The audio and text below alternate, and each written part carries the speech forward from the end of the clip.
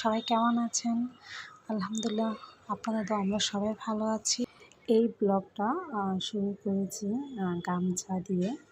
আমি গিয়েছিলাম শ্যামলীতে গামছা কেনার জন্য। সবসময় দেখি যে রাস্তায় এই মাথা থেকে ওই মাথা পুরো বড় বড় গামছা থাকে, কিন্তু কখনো ওইখানে গিয়ে কেনা করা হয়নি।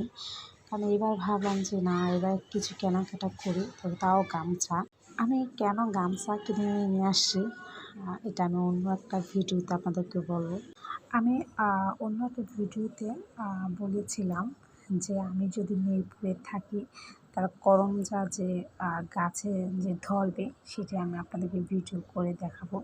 এর আগে আমি যে ভিডিওটা করেছিলাম সেই ভিডিওটা দেখিয়েছিলাম যে ছোটো ছোটো অসংখ্য ফুল আসছে করমজা, কিন্তু যে পরিমাণে ফুল আসছে সে পরিমাণে কিন্তু করমজা ধরে নেই। কারণ হচ্ছে অনেক গরম ছিল, সেই জন্য করমজাগুলো মানে ফুলটা ঝরে যায়।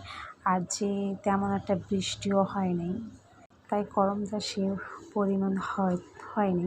হাতে কোনো অল্প কয়েকটি হয়েছে করমজা। আমি আজকে ইফতারের সময় দুইটা করমজা ছিঁড়ে নিয়ে এসেছি। আমি বলেছি যে আমি করমজা ইফতারের পর খাবো। আমার আবার টক জাতীয় খাবার আমার খুব পছন্দ, টক মিষ্টি ঝাল আমার খুব পছন্দ। সো নিয়ে আসলাম। করমজাটা হালকা পিঙ্ক কালার হয় যখন একটু মানে বয়স হয়, বাতি হয়ে যায়, তখন করমজাটা একেবারে পিঙ্ক কালার হয়ে যায়। আর যখন পেকে যায় একেবারে কালো আঙ্গুরের মতো হয়। এই যে গাছটি দেখতে পাচ্ছেন, এই গাছটি হচ্ছে একটা কামরাঙ্গা গাছ। অনেক ফুল আসছে, অনেক ফুল আসছে। তা কামরাঙ্গাও ধরেছে। আমি আসলে নিখুঁতভাবে ভিডিও করার চেষ্টা করেছিলাম, কতটুকু পেরেছি আমি আসলে জানি না, তবে চেষ্টা করেছি আপনাদের সাথে শেয়ার করার জন্য। কামরাঙ্গা গাছটা কিন্তু খুব যে বড় তাও না, খুবই ছোট। দেখতে পাচ্ছেন কিনা জানি না, ছোটো ছোটো কামরাঙ্গা হচ্ছে। এবং যদি ঝড় বৃষ্টি থাকে হয়তো ঝড়ও যাবে। সবচেয়ে বড় কথা হচ্ছে কিসমতে থাকলে কামরাঙ্গা ধরবে। আর এই কামরাঙ্গাগুলো অনেক মিষ্টি খেতে এবং সুস্বাদু। আমি খেয়েছি কামরাঙ্গা, ভালো।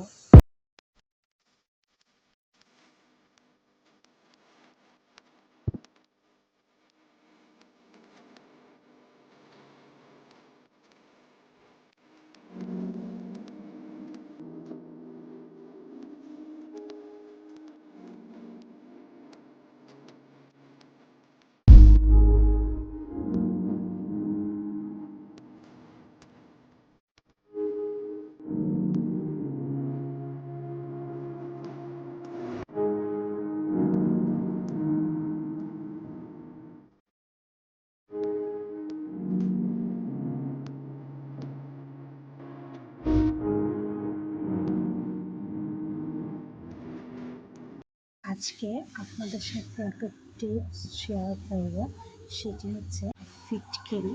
ফিটকিরি আমাদের অনেক কিছু কাজে আসে। ফিটকিরি দিয়ে আমরা পানি পরিষ্কার করি। ফিটকিরি অনেক সময় স্কিনের জন্য অনেক উপকারিতা, আমরা সবাই জানি। কিন্তু এখন যেটা আমি শেয়ার করবো, ফিটকিরি দিয়ে দাঁত পরিষ্কার করা। অনেকে পান খায়, আর অনেকেই দেখা যাচ্ছে যে চা খেলে বা অন্য কোনো প্রবলেম হলে দাঁত একটু কালচে ভাব চলে আসে, দেখতে মোটেই ভালো লাগে না। কারণ একটা মানুষের সবচেয়ে সৌন্দর্য হচ্ছে দাঁত। দাঁত যদি সুন্দর হয়, তার হাসি সুন্দর, মানুষটাও দেখতে অনেক সুন্দর লাগে। আর সবচেয়ে বড় কথা হচ্ছে, একটা কালো মানুষের যদি দাঁত পরিষ্কার থাকে তখন দেখতে অনেকটা ভালো লাগে। ফিটকিরি আমি কিনে নিয়ে এসছি। ফিটকিরিটা শিলপাটা দিয়ে অথবা ব্লেন্ডার দিয়ে আপনি গুঁড়া করে নেবেন। আর এটা অবশ্যই গুঁড়া করার পর দেখা যাবে যে এটা বেকিং সোডার মতন পাউডার হয়ে যাচ্ছে। ফিটকিরিটা দিয়ে আপনি যখন দাঁত ব্রাশ করবেন, জাস্ট পেস্টের সাথে 1 চিমটি ফিটকিরি দিবেন। আর ফিটকিরি দিয়ে আপনারা দাঁতটা পরিষ্কার করবেন, তো দাঁতটা খুব পরিষ্কার হয়।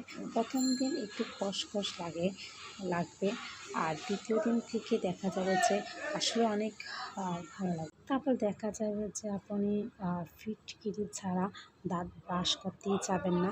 অনেক ভালো লাগে, কারণ আমি আজকে 15 দিন যাবৎ ইউজ করছি। আমার কাছে একটা ভালো একটা ফিলিংস কাজ করে। আর আমার দাঁতেও একটু প্রবলেম ছিল, সেটা হচ্ছে দাঁতে অনেক পোকা ছিল। সো পোকা হয়ে যাওয়ার কারণে দাঁতটা ভেঙে গেছে আমার। তো আমার দাঁত ব্যথাও কিন্তু অনেকটা রিমুভ হয়েছে। তারপর হচ্ছে যে আমি প্রচুর চা খাই।